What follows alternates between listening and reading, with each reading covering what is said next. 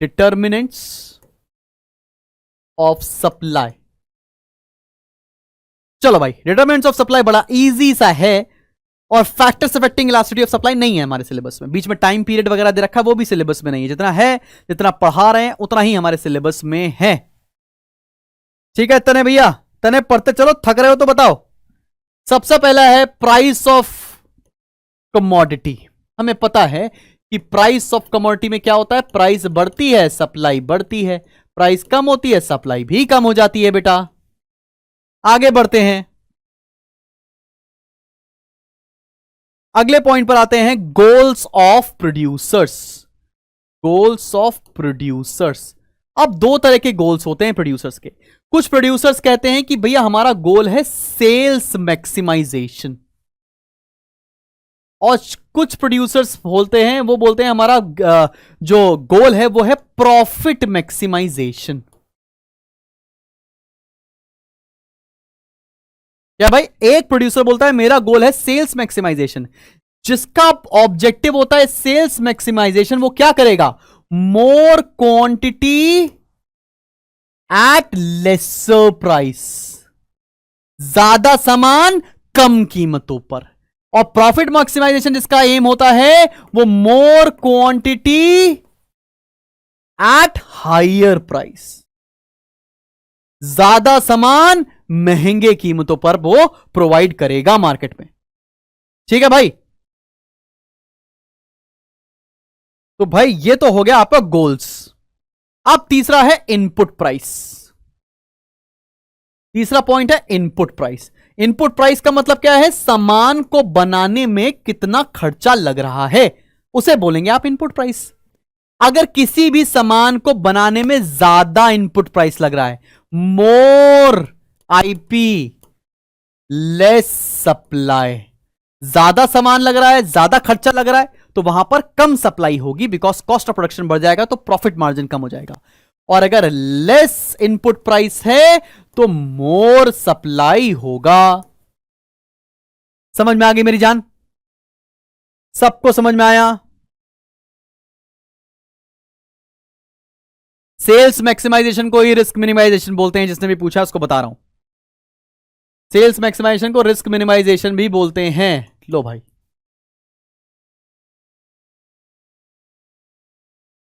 चलो भाई अब आगे बढ़ते हैं हम लोग। अगला टॉपिक है हमारा price of related goods. Price of related goods. Price of related goods. अब वैसे तो हमने रिलेटेड गुड्स कितने पढ़े हैं, सब्स्टिट्यूट और कॉम्प्लीमेंट्री, लेकिन यहां पर सप्लाई के केस में केवल एक पढ़ना है सब्स्टिट्यूट के बारे में, कॉम्प्लीमेंट्री की यहां पर कोई भी जगह नहीं है। अब ऑब्वियस सी बात है, सब्स्टिट्यूट गुड्स अगर मान लेते हैं if price of substitute rises then supply of own goods will fall. Obvious सी बात है, अगर सब्स्टिट्यूट की बात करें और हम ये बोलें कि पेप्सोडेंट है और हमने दंत कांति लिया था और तुम दंत कांति बेच रहे हो और पेप्सोडेंट महंगा हो रहा है, पेप्सोडेंट पे ज्यादा मार्जिन मिल रहा है, तो दंत कांति बेचना बंद कर दोगे और क्या बेचना शुरू कर दोगे, पेप्सोडेंट बेचना शुरू कर दोगे, बिकॉज वहां पर ज्यादा प्रॉफिट मार्जिन है, महंगा सामान बिक रहा है इसलिए। क्लियर है भाई? समझ में आ गई बात? जितने बच्चे भी स्पैमिंग कर रहे हैं, मैंने बहुत सारे बच्चों को ब्लॉक कर दिया है पूरे चैनल से, तो अगर आगे भी करता रहूंगा। अगर आप अननेसेसरी मैसेजेस करते रहेंगे तो टीम बैठी है, they are blocking the students who are sending unnecessary messages. तो it's up to you whether you want to study or not.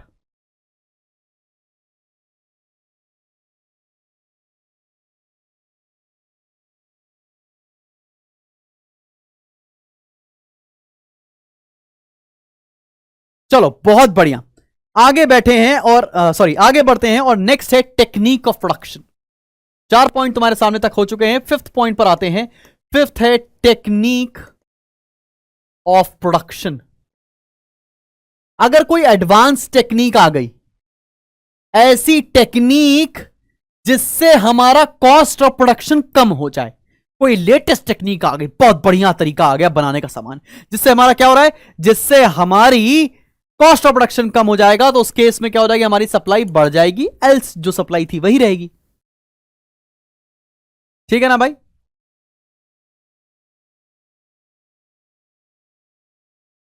आगे बढ़ते हैं, ये तो हो गया टेक्निक ऑफ प्रोडक्शन। फिर है हमारा structure of the industry. Structure of the industry, structure of the industry.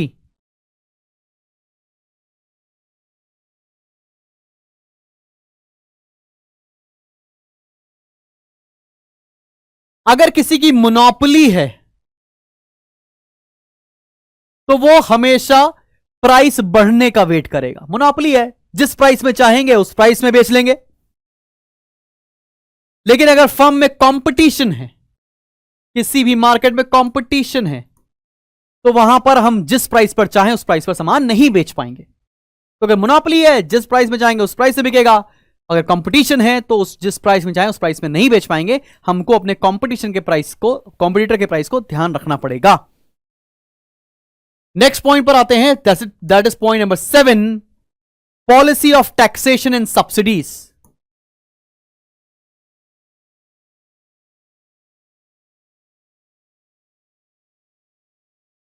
Policy of taxation and subsidies.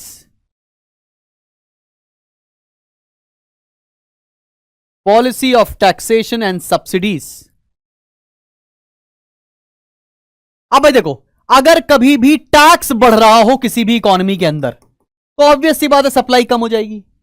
Tax बढ़ेगा, कॉस्ट बढ़ जाएगी, कॉस्ट बढ़ जाएगी तो मार्जिन कम हो जाएगा, मार्जिन कम हो जाएगा तो हम सामान क्यों बेचेंगे, हम कम बेचेंगे।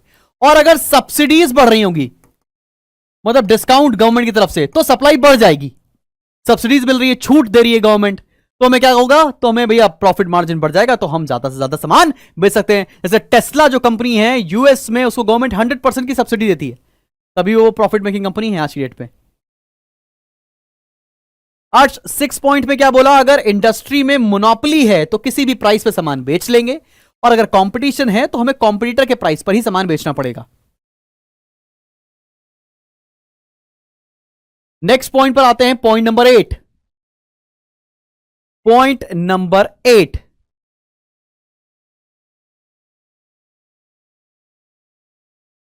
Point number 8 is expectation about future prices.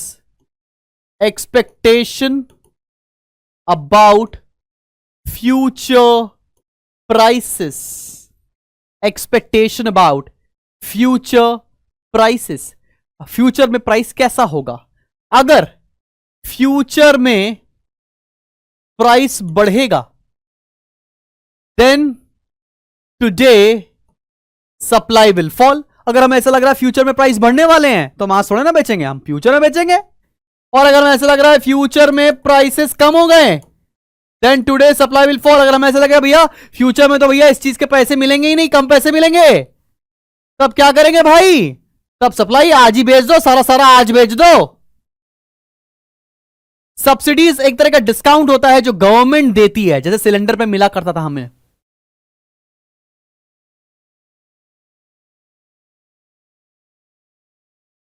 Ninth, natural factors. Natural factors. Natural factors. अब भाई देखो, नेचुरल फैक्टर्स क्या, कभी ड्रॉट हो गया, फेमेन हो गया, बाढ़ आ गई, फ्लड्स हो गए, उस केस में भी एग्रीकल्चर प्रोड्यूस की सप्लाई इफेक्टेड हो जाती है। उस केस में भी हमारी सप्लाई प्राइस और लॉ ऑफ सप्लाई के अकॉर्डिंग नहीं चल पाएगी।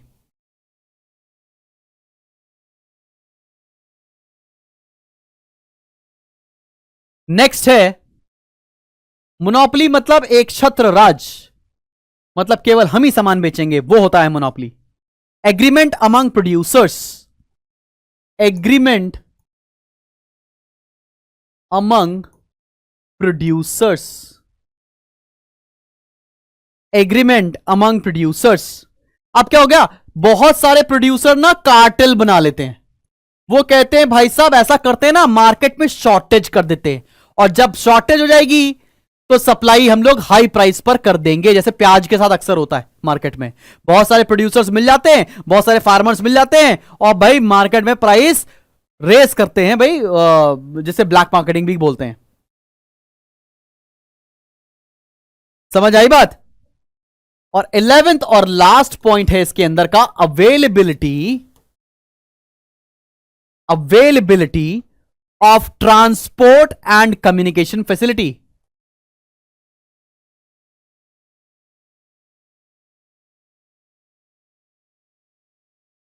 Availability of transport and communication facility.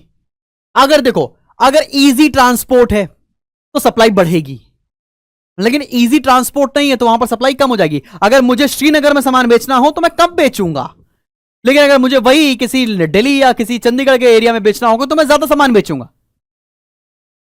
ठीक है भाई?